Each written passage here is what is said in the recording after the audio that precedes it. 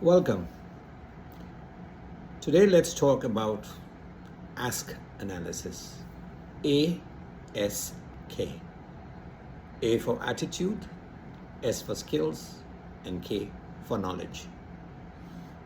What is this ask knowledge? Well, there can be two types of organizations: planned organizations and evolving organizations.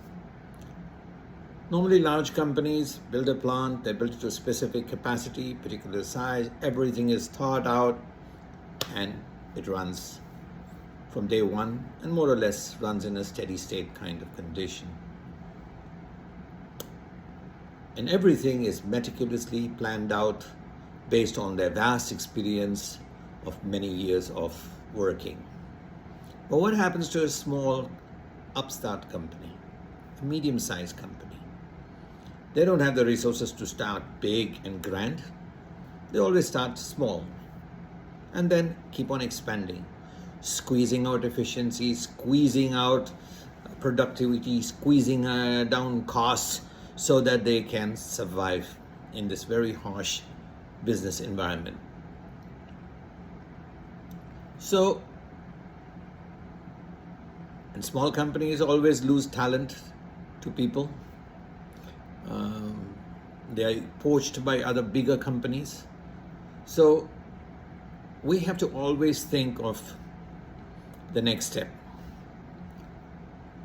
So the first thing to do is that an organization makes a plan where they are today,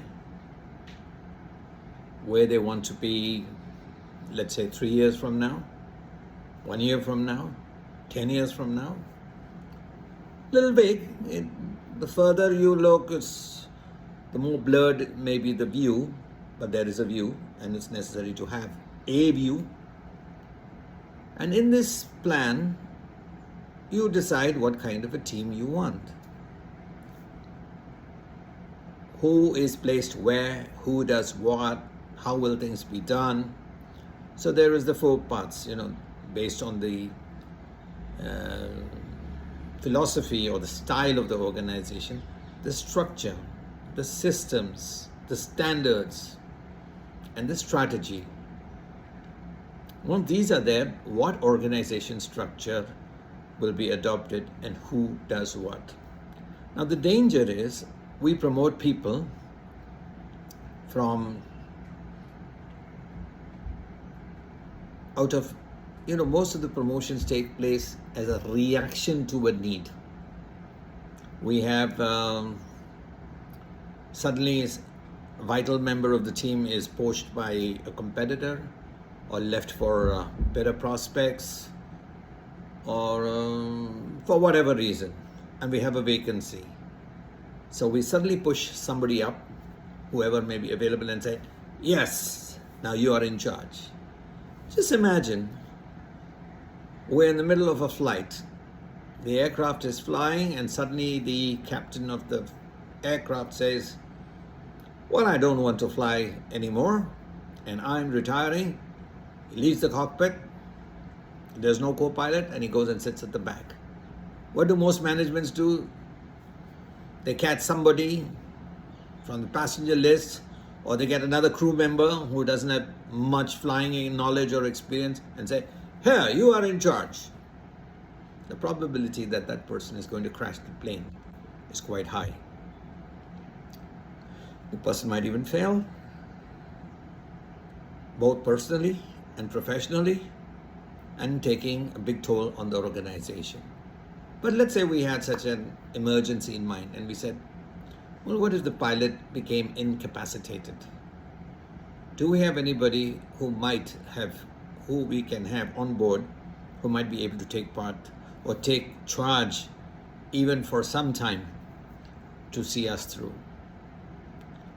So the gap between what that person possesses and what is required to fly the plane is what determines our training needs. So for every position in the organization, we prepare a ask analysis for the position that the person is going to occupy to fulfill certain to meet certain outputs and certain performance parameters. And to do every job, that person must possess a particular attitude, must possess certain skills, and must have certain knowledge. There's no point if you have the right attitude but neither the skills or knowledge. Well, you might just simply crash the plane. Sometimes you have the skill and knowledge but you don't have the attitude. So what we need to do is to match the position, the ask, the attitude, skills and knowledge requirements of the job position or responsibility, job responsibility, with what the person has. And inevitably, the ask of the individual and the ask of the job requirement is a gap. And that determines our training needs. But why, if it is so obvious, why do most companies not do this? Very simple. Nobody thinks out job descriptions properly. We say the person will be responsible for this, the person will be looking after this. First of all, we don't talk about outputs. Two, we do not decide what does the person really need to know or possess to be able to deliver those particular outputs. So most job descriptions are quite unsatisfactory. But wherever we have focused on ask and got that particular done after analyzing the job requirements, the performance is spectacular. Also, we are not keeping people at the same position for long. We may want to give growth opportunities to people that work with us. Could be vertical growth, could be lateral growth, right? So every person is being planned, is being trained, not only for the next likely position, but also the position after that. Well, people say, what if you train them and they leave? Very good question. Here's a counter. What if we don't train them and they stay? Which is worse? If managements and organizations demonstrate that the well-being, the prosperity, the job prospects of the individual matter to them, and the organization is willing to invest in them and willing to take the risk that after empowering or giving the skills and knowledge to the person might leave.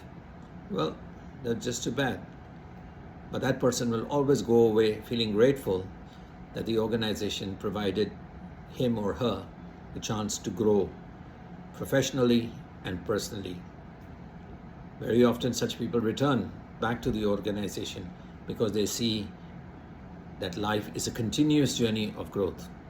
So prepare an organization chart, define the job responsibility, define the ask for every job position, do a mapping of the ask of every individual, and then match the most suitable candidate for that ask that the job requires. And if there's a shortfall, invest in training the person to fulfill that, to bridge that gap. Well, that is enough for me for the ask analysis. If you have any questions, you are welcome to contact me, and the link is provided in the description. Thank you. Wish you all the best.